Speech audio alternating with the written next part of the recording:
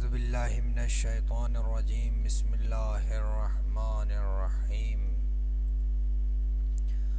قال اللہ تعالی فی کلامہ المجید وفرقانہ الحمید وقولہ الحق بسم اللہ الرحمن الرحیم وَلَقَدْ يَسَّرْنَا الْقُرْآنَ لِلذِّكْرِ فَهَلْ مِن مُدَّكِرٍ، اور ہم نے قرآن کو نصیحت حاصل کرنے کے لیے آسان کر دیا، تو ہے کوئی جو نصیحت حاصل کرے۔ خداوند متعال نے انسانوں کی ہدایت کے لیے انبیاء کرام مبعوث فرمائے، جنہوں نے نہایت ہی جان فشانی کے ساتھ تبلیغ رسالت کے فرائض سر انجام دیے۔ حضور اکرم صلی اللہ علیہ وآلہ وسلم اس سلسلے کی آخری کڑی تھے۔ آپ صلی اللہ علیہ وآلہ وسلم نے اپنے بعد قیامت تک آنے والی تمام نسلوں کی رہبری کے لیے قرآن اور اہل بیت کو ہمارے درمیان چھوڑا۔ بے شک قرآن ہدایت کا ایک مخزن ہے، ایک ذریعہ ہے، لیکن اس مخزن سے استفادہ حاصل کرنے کا بہترین طریقہ کیا ہے؟ کیا فقط تلاوت قرآن کرنا کافی ہے، یا اس کے ذریعے سے استخارے نکالنا، یا اس کو تعویذ بنا کر گلے پہ لٹکانا، یا اسے عزت و احترام کے ساتھ الماری میں رکھنا،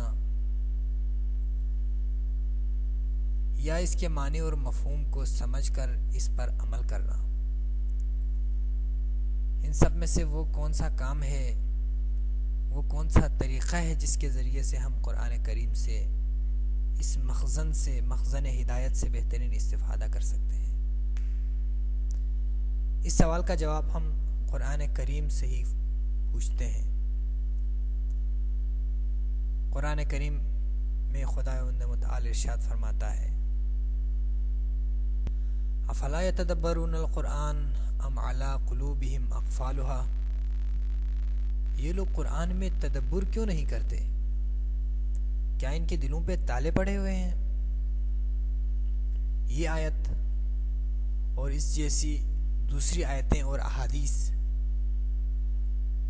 اس بات کی وضاحت کرتی ہے کہ بغیر تفکر و تدبر کے صرف اور صرف تلاوت قرآن کرنا، یا جو دیگر طریقے ہیں جس سے ہم قرآن سے استفادہ کرتے ہیں، یہ نہایت قلیل استفادہ ہے۔ نزول قرآن کا مقصد انسان کی ہدایت ہے، اور ہدایت اس وقت تک نہیں مل سکتی جب تک ہم اس میں تفکر نہ کریں، اس کے معنی اور مفہوم کو جب تک نہ سمجھیں، ہم قرآن سے بہتر طور پر استفادہ نہیں کر سکتے۔ تفہیم قرآن کی دو روشیں ممکن ہو سکتی ہیں۔ تفہیم قرآن سے مراد قرآن کے معنی اور مفہوم کو سمجھنا، اس کی دو روشیں ممکن ہیں، دو طریقے سے ہم اس کو سمجھ سکتے ہیں۔ پہلا طریقہ تو یہ ہے کہ ہم گرامر کے ذریعے سے اس کو سمجھیں، عربی گرامر کو پڑھیں تفصیل کے ساتھ، اور اس کے بعد ہم قرآن کو سمجھیں، قرآن کے معنی و مفہوم کو۔ اور دوسرا طریقہ ہے لفظی معنی سمجھیں اور پھر اس کے بعد قرآن کو سمجھیں۔ جو روش اول ہے، یعنی گرامر سمجھ کر قرآن کا ترجمہ اور مفہوم کو سمجھنا، یہ قدیم طریقہ تفہیم ہے۔ یہ بہت پہلے سے مدارس دینیہ میں یہ طریقہ رائج ہے۔ اس طریقے میں بہت کافی وقت، نہایت دقت طلب روش ہے، جس کے ذریعے سے ہم قرآن کو سمجھتے ہیں۔ کم از کم 6-7 سال لگتے ہیں مدارس میں، تب جا کے کسی حد تک قرآن کے ترجمہ کرنے کے قابل ہو جاتے ہیں۔ لیکن جو دوسری روش ہے، یعنی لفظی معنی سمجھ کر پھر قرآن کا ترجمہ کرنا، یہ جدید اسلوب تفہیم ہے۔ ایران میں یہ اسلوب یہ طریقۂ تدریس بہت مشہور ہوا اور اب پاکستان میں بھی کافی مقبول ہو رہا ہے کئی سالوں سے۔ اس روش میں ہم کم وقت میں تقریباً 86% یعنی 86% قرآن کے ترجمے پر قدرت حاصل کر لیتے ہیں۔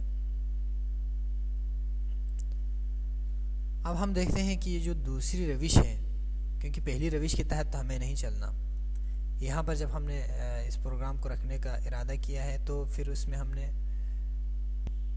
اس دوسری روش کے بارے میں کچھ بات کرنے سے پہلے ہم قرآن کے الفاظ کے حوالے سے قرآن کا ایک مختصر سا جائزہ لیتے ہیں۔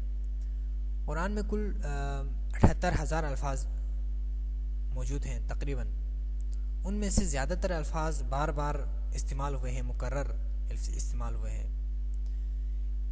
86% 86% قرآن کو سمجھنے کے لیے ہمیں 1200 الفاظ کے معنی سمجھنا ہے صرف، کیونکہ باقی الفاظ جو بار بار ریپیٹ ہوئے ہیں۔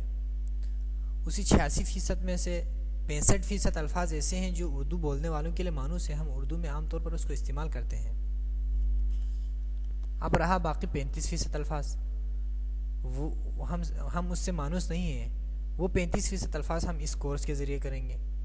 جب وہ 35% الفاظ آ جائیں گے تو ہم اس قابل ہو جائیں گے کہ ہم ٹوٹل جو 86% قرآن ہے اس کو سمجھیں، اور جو باقی ماندہ ہے اس کو۔ اب اس کورس کا ایک مختصر سا جائزہ لیتے ہیں جس کے ذریعے سے ہم اس 86% قرآن کو سمجھیں گے۔ یہ کورس 3 جلدوں پر مشتمل کتاب ہے جس کو ہم کورس کی کتاب کے طور پر پڑھیں گے کلاس میں۔ ہر جلد میں 16 اسباق موجود ہیں اور ٹوٹل اسباق ہیں 48 یعنی 48 دروس موجود ہیں اس میں، اور اس پورے کورس کے لیے تقریباً 9 مہینے درکار ہیں، لیکن چونکہ ہم اس کلاس میں گرامر اور تجوید کو بھی ایڈ کر رہے ہیں، اس وجہ سے تقریباً 1 سال کا کورس ہم نے یہاں پر ڈیزائن کیا ہے۔ اچھا، اب سوال یہ ہے کہ طریقۂ تدریس کیا ہے؟ طریقۂ تدریس یہ ہے کہ ہر درس میں کچھ الفاظ معنی دیے ہوئے ہیں۔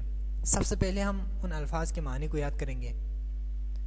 جب اسٹوڈنٹ الفاظ کے معنی کو یاد کریں گے تو اس کے بعد کچھ مشقیں دی ہوئی ہیں، وہاں پر MCQs ہیں اور کچھ خالقانے ہیں، وہ حل کریں گے۔ جب وہ حل ہو جائیں گے تو اس کے بعد آخر میں ہم 10 آیتوں کا ترجمہ کریں گے، یعنی پہلی ہی کلاس میں اسٹوڈنٹ اس قابل ہو جاتے ہیں اس درس کے ذریعے سے کہ پہلی آیت میں اسٹوڈنٹ خود 10 آیت کا ترجمہ کرتے ہیں کم از کم۔ اور استاد کا کام ترجمہ کرنا نہیں ہے، استاد کا کام فقط نگرانی ہے، یعنی استاد صرف گائیڈ کرتا ہے اور تصحیح کرتا ہے، باقی سارے کام اسٹوڈنٹ کو خود کرنا ہوتا ہے۔ یعنی اسٹوڈنٹ خود کلاس میں ترجمہ کریں گے اور استاد اس کی تصحیح اور اسٹوڈنٹ کی رہنمائی کریں گے۔ اچھا، لیکن یہ درس تو مختلف جگہوں پر چل رہا ہے پہلے سے کئی سالوں سے۔ جب یہاں پر ہم نے اس درس کو رکھنے کا پروگرام بنایا تو یہ سوچا کہ اگر ہم صرف قرآن کا ترجمہ سیکھیں گے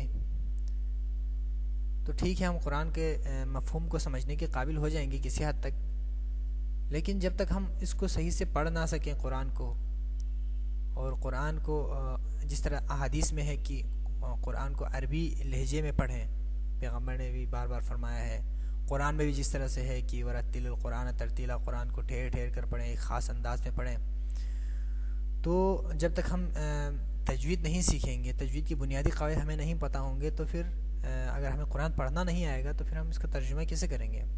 اس لیے ہم نے اس میں تجوید کو بھی انکلوڈ کیا ہے، اور ساتھ ساتھ ہم نے گرامر کو بھی رکھا ہے کلاس میں، درس میں، تو ہم تھوڑا سا گرامر بھی پڑھائیں گے۔ تو گرامر پڑھانے سے فائدہ یہ ہوگا اسٹوڈنٹ کے لیے کہ کم وقت میں زیادہ سے زیادہ الفاظ کے معنی یاد ہو جائیں گے۔ یعنی مثلا میں ایک لفظ کا معنی اسٹوڈنٹ کو بتاؤں گا، اگر ان کو گرامر پتہ ہوگا یا فارمولاز پتہ ہوں گے تو ایک لفظ کا معنی جاننے کے بعد میں نے ایک دفعہ کاؤنٹ کیا تھا تو تقریباً بن رہے تھے 1000 الفاظ، یعنی 1000 نئے الفاظ کے معنی اسٹوڈنٹ خود بخود اخذ کر سکتے ہیں۔ تو اس طرح سے جو قرآن کا جو ہم نے کہا نا کہ 86% تو ہم لفظی ترجمے سے یاد کریں گے، تو باقی ماندہ جو حصہ ہے وہ گرامر جب آپ سمجھیں گے تو آپ خود بخود اس قابل ہو جائیں گے کہ خود اس کا ترجمہ کریں. اس طرح سے یہ کورس ہم بہتر انداز میں آگے بڑھا سکتے ہیں. اور یہی امید ہے کہ آپ انشاءاللہ تسلسل کے ساتھ ان کلاسز کو اٹینڈ کریں گے. اور جب آپ مسلسل ان کلاسز میں تشریف لائیں گے تو انشاءاللہ ہم اس قابل ہو جائیں گے کہ بہتر سے بہتر انداز میں آگے بڑھائیں اور آپ بھی بہتر انداز میں قرآن کو سمجھیں گے اور قرآن کو دوسروں تک معاشرے میں پہنچانے میں ممید و معاون ثابت ہوں گے اور حضور اکرم صلی اللہ علیہ وآلہ وسلم کی اس حدیث کے مصداق قرار پائیں گے. خیرکم من تعلم القرآن وعلمہ. تم میں سے بہترین شخص وہ ہے جو قرآن سیکھے، خود سیکھے اور دوسروں کو سکھائے. والسلام علیکم ورحمۃ اللہ وبرکاتہ.